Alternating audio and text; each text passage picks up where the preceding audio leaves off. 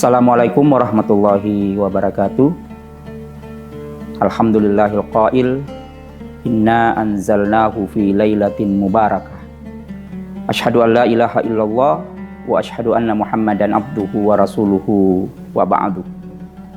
Pemirsa yang berbahagia, pada hari ini kita patut berbahagia dan bersyukur Allah memberikan nikmat iman kepada kita semua, nikmat kesehatan, nikmat kesempatan, sehingga masih mampu melaksanakan ibadah-ibadah di bulan yang penuh rahmah ini, di bulan yang berkah ini, yaitu bulan Ramadan.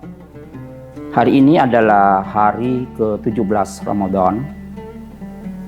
Diyakini oleh sebahagian umat Islam bahwa hari ini adalah hari turunnya Al-Quran, atau lebih dikenal dengan Nuzulul Quran.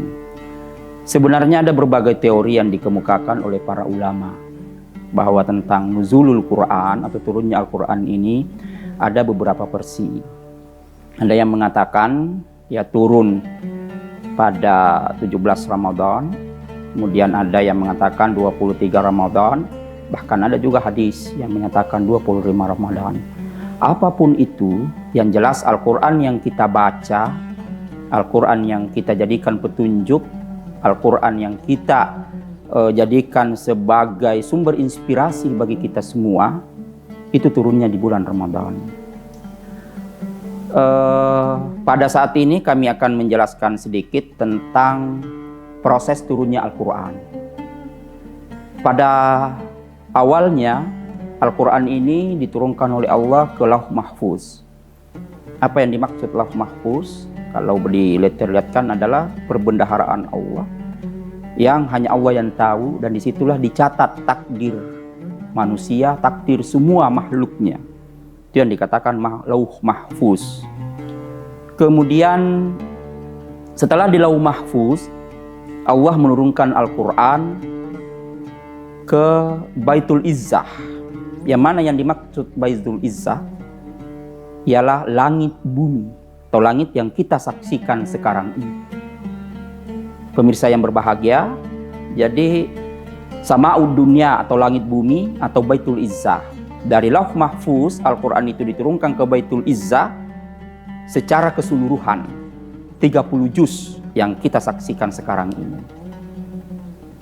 Kemudian dari Baitul Izzah diturunkan ke bumi, diturunkan ke dunia ini selama hampir 23 tahun.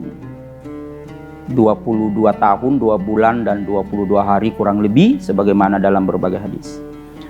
Yang jelas, dalil-dalil yang menyatakan bahwa Al-Quran diturunkan dari Lauh Mahfuz ke Baitul Izzah, itulah yang dimaksud inna anzalnahu fi lailatul qadar, diturunkan pada malam Lailatul Qadar.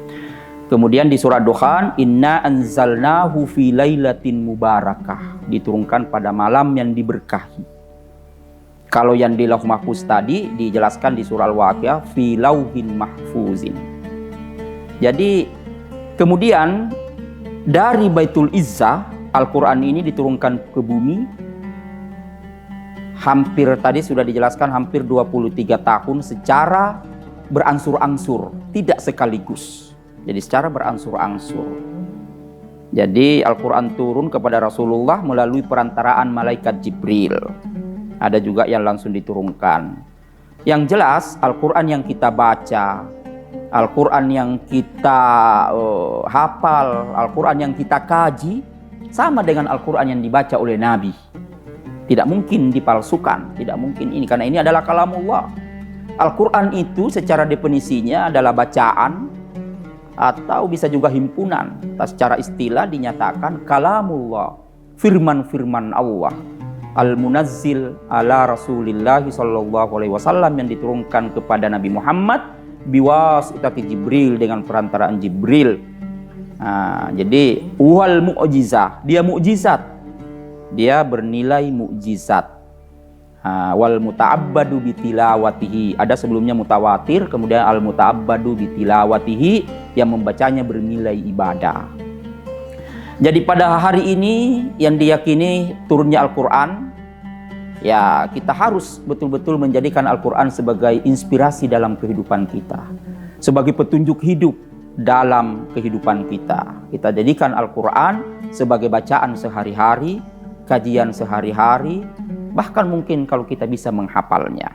Banyak ayat yang menyatakan tentang itu, banyak hadis yang menjelaskan tentang itu. Salah satunya, khairukum, yang terbaik di antara kalian, man ta'allamal Qur'ana wa 'allamahu, siapa yang mempelajari Al-Quran dan mengajarkannya kepada orang lain. Kemudian di satu sisi kita harus rajin beradaptasi dengan Al-Quran, mulai membaca, mengkaji, menghafal, karena Nabi juga mengatakan, Iqra'ul Qur'ana, bacalah Al-Quran itu, fa innahu ya'ti yaumal qiyamati syafi'an li ashabihi, sesungguhnya Al-Quran itu datang pada hari kiamat memberikan syafaat bagi orang-orang yang membacanya.